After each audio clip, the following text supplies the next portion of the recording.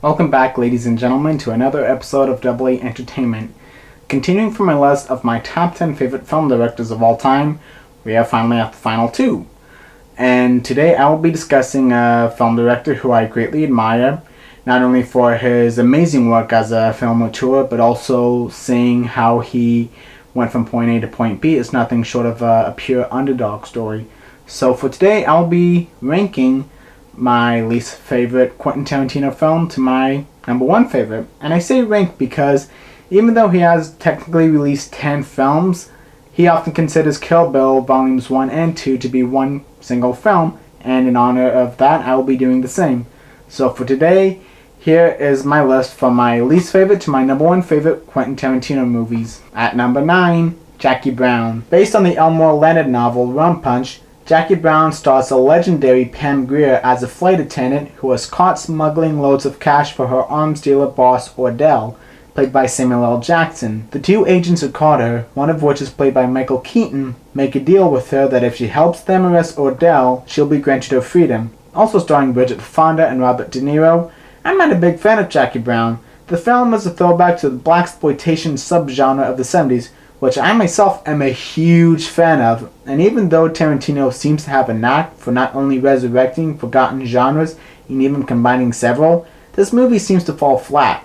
Being a huge fan of movies such as Sugar Hill, Sheba Baby, and Cotton Comes to Harlem, I'd much rather watch those and highly encourage you to do so if you're interested in getting into the genre. At number 8, Death Proof. Death Proof was released in 2007 as a double feature alongside Robert Rodriguez's Planet Terror. The two movies and the entire marketing strategy was a throwback to the drive-in movies of the 50s, 60s, and 70s. Death Proof revolves around a stunt driver played by the one and only Kurt Russell as Stuntman Mike, a sleazy expert stunt driver who chases down beautiful women with his death trap of a car. Even though it's supposedly 100% death proof, the only way to get the benefit of it is by sitting in his seat. He does this by either chasing you down with his car or having you sit inside of it and driving recklessly, tossing you around like a pinball. Much like Jackie Brown, my issue with the film is that even though Quentin Tarantino has a knack for bringing such underground genres to mainstream audiences with great success, Death Proof brings very little to the table. I would like to suggest you check out the Russ Meyer film, Faster Pussycat, Kill Kill Kill. It served as major inspiration for the film, especially the second half. At number 7, Kill Bill Volumes 1 and 2. Kill Bill introduces our protagonist on the day of her wedding, seconds away from dying and pregnant. Left for dead, without a husband or her child, she wakes up in a hospital and begins a gory as all hell revenge-fueled journey to get back at those who tried but failed to murder her. Leaving for Japan first to become a certified killing machine, the heartbroken bride returns as a non-stop killing machine. Kill Bill is one wild ride. The characters are memorable and the story is captivating from start to finish. The film, though mostly martial arts movie, is also part spaghetti western, and the shit that Uma Thurman's character goes through is nothing short of absolute hell, including getting buried alive.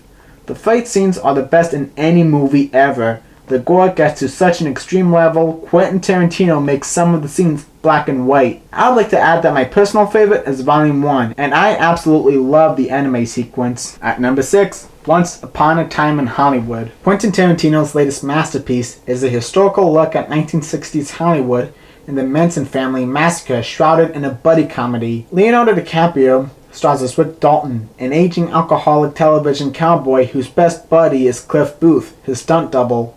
Rick Dalton, stressed out about his fading career, also has to face the changing times of the hippie counterculture of the 1960s. In the meantime, Cliff Booth strikes up a relationship with a young and rebellious teenage hippie who's living on Spahn Ranch, an old movie set for westerns. After visiting his old friend George Spahn, Cliff realizes that something's way off. Not to mention, Rick Dalton lives next door to director Roman Polanski and his wife Sharon Tate. This movie is an ideal look at 1960s Hollywood, as well as the real-life horror story of the Manson family. And without giving away any spoilers, you will see Tarantino's portrayal of the night of August 9th, 1969. Also, there was one scene in this movie that I absolutely love and appreciated even more, knowing that the song used was just a commercial for perfume. At number 5, Django Unchained. This was my official introduction to the world of Quentin Tarantino, and holy hell, what a place to start. This is Quentin Tarantino at 110%, and again, Having never seen a Tarantino movie prior to this flipped my world upside down. Django, played by Jamie Foxx, is an African-American slave who is rescued by a former dentist turned bounty hunter, Dr. King Schultz, played by the amazing Christoph Waltz, and is recruited to help him track down the vicious slave owners, the Brittle brothers. In exchange, Django has King help him find his wife, who was captured by the insane and relentless Calvin Candy, played by Leonardo DiCaprio. Although this film is very much a Quentin Tarantino film and contains absolutely everything one would expect, it's also a brutal and unflinching look at what African Americans endured in early America. Tarantino holds no punches at depicting the brutal treatment of African American slaves, and in doing so, ups the gore factor when Django and Schultz get their revenge. This movie is perfect in every respect, and the entire dinner sequence at Candyland is unbearably intense and unsettling and keeps me returning to this modern day masterpiece again and again. At number 4, The Hateful Eight. I saw The Hateful Eight on New Year's Day, January 1st of 2016 in theaters, and managed to get my hands on this amazing roadshow playbook. I remember being really excited for the upcoming Quentin Tarantino movie once the trailers were released. Although the trailer sets you up for an upbeat and stylized traditional Tarantino movie, and it is somewhat, I knew I was in for something else once the actual movie started and was greeted with ominous music and blank canvas isolated landscapes. The Hateful Eight is a classic western combined with an Agatha Christie whodunit,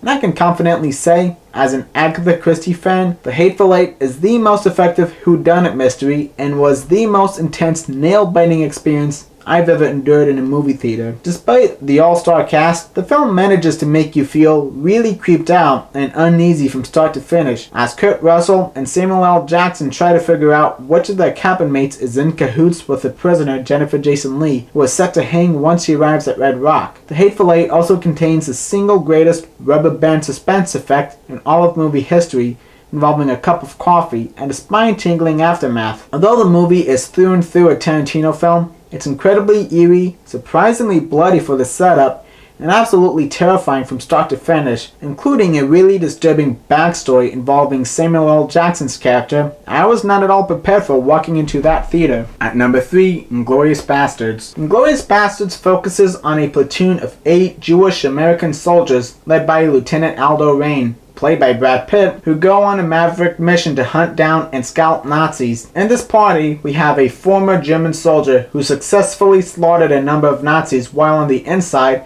and the infamous Bear Jew, played by Eli Roth, who ruthlessly clubs Nazis to death with a wooden baseball bat. Meanwhile, in Nazi-occupied France, Shoshana Dreyfus, played by the amazing Melanie Laurent, after being left orphaned after her entire family was murdered at the hands of German Nazis, is running a movie theater alongside her boyfriend. In the interim, a young Nazi, Frederick Zoller, played by Daniel Bruhl, has just starred in a Nazi propaganda film and insists on having it screened at his crush's theater. Shoshana takes advantage of this idea and decides to concoct a plan to get her revenge on the Nazis. Not to mention, the key antagonist, the Jew hunter, is played marvelously by Christoph Waltz. Not only is the movie really good in all of its Tarantino gory glory, but being the grandson of a Holocaust survivor, it's so fun to see Nazis getting their asses kicked and head scalped. And, spoiler alert, Adolf Hitler's obituary is rewritten in good old Quentin Tarantino fashion. At number 2, Pulp Fiction. Arguably his most celebrated film, Pulp Fiction is a conglomerate of intersecting stories, each with a cast of colorful characters and adrenaline-laced stories with white-knuckle tension. The film opens up with a young couple at a diner, holding everybody at gunpoint. In another story, we have Vincent Vega, played by John Travolta, and Jules, played by Samuel L. Jackson. The first mission is to interrogate a group of guys concerning the contents and whereabouts of a briefcase for their boss, Marcellus Wallace. After picking up some cocaine and heroin from his drug dealer, Vincent Vega is tasked with taking his boss's sweetheart Mia, played by Uma Thurman, to a 1950s-style diner. In another story, Bruce Willis is a boxer champion who lives with his girlfriend, only to find out he's missing the gold watch his father left for him while in a POW camp in Vietnam, which leads to a revenge-fueled mission to retrieve it. As the stories unravel, we witness them interconnect with unending twists and turns. Pulp Fiction is Quentin Tarantino's official claim to fame, and there's no question as to why. The style, the dialogue, and the music are stellar, and the extreme violence and dark humor complement each other, creating a thought-provoking yet entertaining wild ride from start to finish. At number 1, Reservoir Dogs. Quentin Tarantino's feature film debut revolves around a jewelry heist without actually showing the heist. With the exception of a flashback chase, a group of men, complete strangers to one another, are recruited by a crime boss, Joe, played by Lawrence Tierney, to carry out a diamond robbery. To prevent any breach of their personal identities, each of the 6 men are given nicknames: Mr. Orange, Mr. White, Mr. Pink, Mr. Brown, played by Quentin Tarantino himself, Mr. Blue, and Mr. Blonde. After they meet up in an abandoned garage, it is revealed that one of the men is actually a cop. With Mr. Orange, played by Tim Roth, bleeding profusely, the men take one of the cops hostage and torture him in a ruthless manner, leading up to the infamous ears scene, which made none other than Wes Craven cringe. This movie is a prelude to what many dedicated fans would expect from future Quentin Tarantino films, as well as bleak, non-stop tension. As hard as it is to pick just one favorite film from such a director, Reservoir Dogs has to be a strong contender, seeing Quentin Tarantino had no professional background experience, was piss poor, and was a middle school dropout who was working a minimum wage retail job. Quentin Tarantino is the ultimate underdog. Having come from absolutely nothing and having dropped out of middle school, he stayed persistent and is not only making critically acclaimed movies, but movies that he wants to make.